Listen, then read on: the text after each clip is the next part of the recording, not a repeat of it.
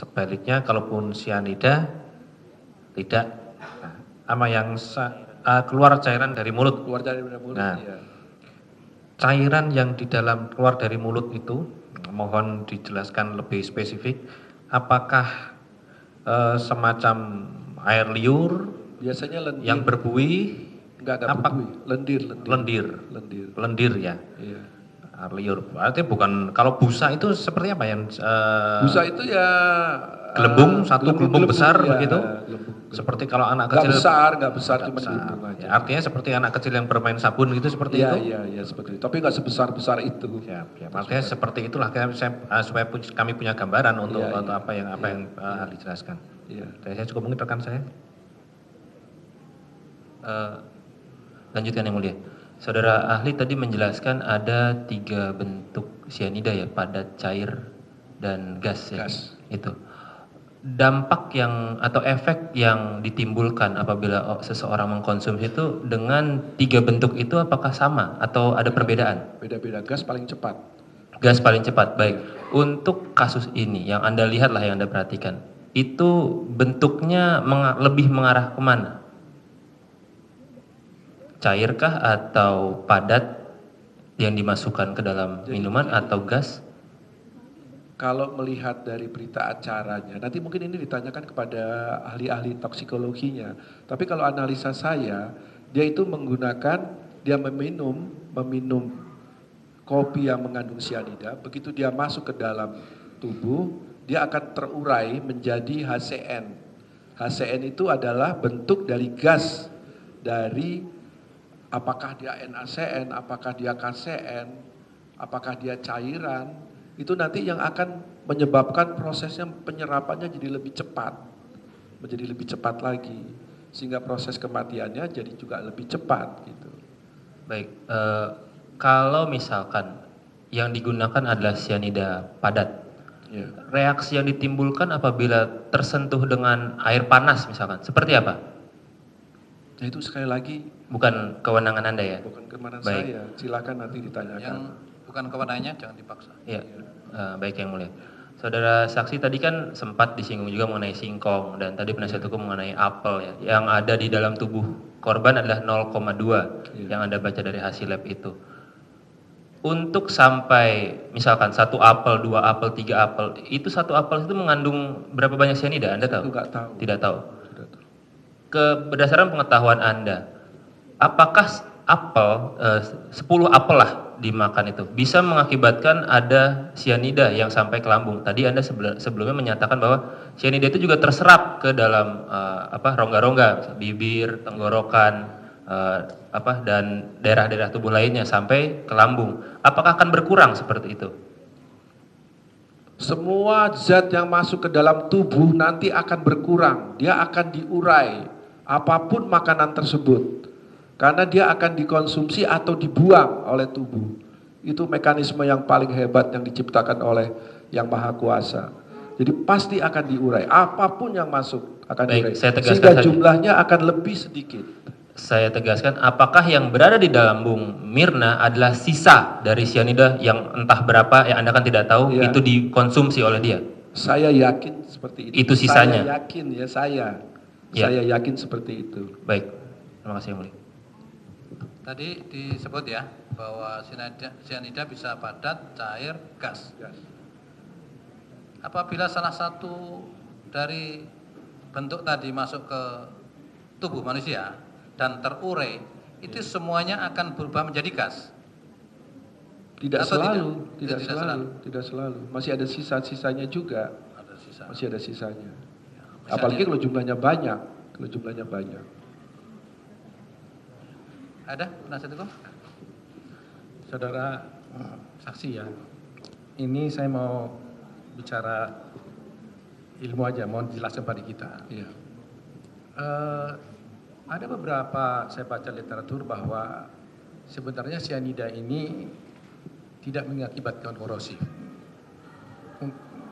Kira-kira dokter kan baru pertama kali ini meriksa cyanida, jadi nggak pernah melihat langsung. Iya.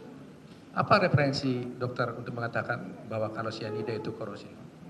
Jadi sebagian besar buku-buku itu semua menyebutkan bahwa dia sifatnya adalah basa yang kuat. Dia itu basa yang kuat. Jadi asam dan basa yang kuat itu menyebabkan erosi atau iritasi pada lambung. Ada nggak literatur? Malah saya heran kalau Bapak bisa baca bahwa itu tidak menyebabkan iritasi. Bukan. Bukan iritasi. Apakah ada referensi dari ahli Iya. yang bisa disampaikan pada kami? Baik, nanti pada besok saya persidangan bawakan ini, semua, iya. ya, bahwa sianida Iya. itu mengakibatkan korosif. Iya. Boleh saya catat mungkin di mana ditemukan? Saya bawa nanti besok mungkin saya akan silapkan. Ini hanya ada 2 Buku bahan-bahannya. mana mungkin gitu? Jadi ini adalah kumpulan dari segala macam mengenai referensi mengenai ini ada. Ada situ ya. Bisa diserahkan pada kita? Nanti besok saya akan bawakan semua. Iya. Karena tentu kan kalau itu kan harus ada referensi kan. Iya, iya, Karena iya. saudara kan nggak pernah Iya, lihat. iya, iya. Ya kan begitu. Iya, iya. Nah, kedua juga, saudara juga tidak pernah memeriksa mengetahui punya pengalaman bahwa kalau itu sianida masuk, warnanya kayak apa. Saudara bilang hitam. Iya. Sementara ada juga yang mengatakan bahwa seharusnya harus merah, gitu loh. Jadi, saya mau tanya referensi ahli apa, gitu loh. Bahwa itu, Jadi ini Pak, jadi yang hitam itu adalah perdarahan. Kalau di dalam tubuhnya, orang itu akan berwarna kemerahan. nah betul ya, Akan berwarna kemerahan. merah. Tetapi di lambung hitam itu adalah darah. Darah, bukan sianidanya, bukan. Darah yang terkumpul akibat terjadinya erosi pada lambung. Dan Pembuluh darahnya pecah. Nah, oke. Itu adalah erosi, itu terjadi Karena perdarahan. karena pendarahan. Iya. Erosi dari lambung. Iya. Nah, apakah itu diakibatkan sianida? Belum tentu. Diakibatkan sianida. Hah? Bisa disebabkan oleh sianida. Bisa diakibatkan sianida, bisa Iya. juga oleh Yang lainnya, Bisa zat-zat juga. asam lainnya, zat Nah, basa itu. lainnya. Jadi biar clear kita kan. Iya. Bisa diakibatkan sianida, bisa juga diakibatkan orang yang lain. Tapi ketemu sianida di dalam lambung, yang lainnya nggak ada. Jadi Tapi sebabnya kan apa? Tapi kan jumlahnya kan 0,2. Nggak ada masalah soal 2, nanti akan diterangkan oleh ahlinya. Iya, nanti. iya, makanya nanti itu Iya. kan. Ini dulu, jadi makanya Iya. jangan terlalu jauh kesimpulan dari Iya. dokter Saya ya. pikir Loh, mengulang nanti. itu, mengulang. Karena ya. dia sudah menerangkan di dijelaskan dalam tadi. berita acara itu sudah diterangkan Iya, bahwa ini Makanya- gini. Makanya Saya kita menyadap dia. Iya. kita sulit karena dia belum didengar. Iya. Jadi kami kan jadi Iya. nggak tahu Iya. nih Iya. ahli. Iya. Kalau Makanya- tadinya dia duluan, Iya. Ya, penasihat hukum ya, bisa. supaya tidak diulang ya dan dimentahkan lagi yang sudah Iya, jadi sudah keterangan selesai, iya. ahli tadi karena ahli sudah disumpah ya, Baik. tadi sudah diterangkan. Ya karena kan kami lihat begini kan soal keyakinan dan pendapat. Kita kan sebenarnya kan ingin pendapat bukan keyakinan. Iya. Itu aja mulia. Jadi Iya. karena ahli bicara keyakinan kan nggak bisa dipakai sebagai alat. Yang dipakai kan pendapat. Ya, Terima kasih mulia. terima kasih. Cukup ya. Ada tanggapan dari terdakwa?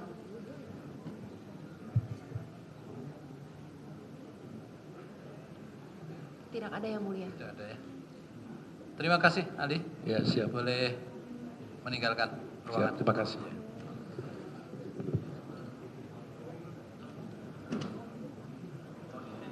Majelis, apakah ahli diperkenankan meninggalkan pengadilan atau tetap menunggu karena mungkin diperlukan lagi ketika nanti ahli berikutnya? Oh iya. Boleh, perlu ya. Kan belum pulang ya. Jangan pulang dulu ahli, nanti manakala nanti akan disandingkan dengan pendapat ahli yang lain ya. Ya, begitu. Silakan. Sampai ke sini, Pak. Boleh minta bantuan yang mulia nanti saksinya siapa lagi?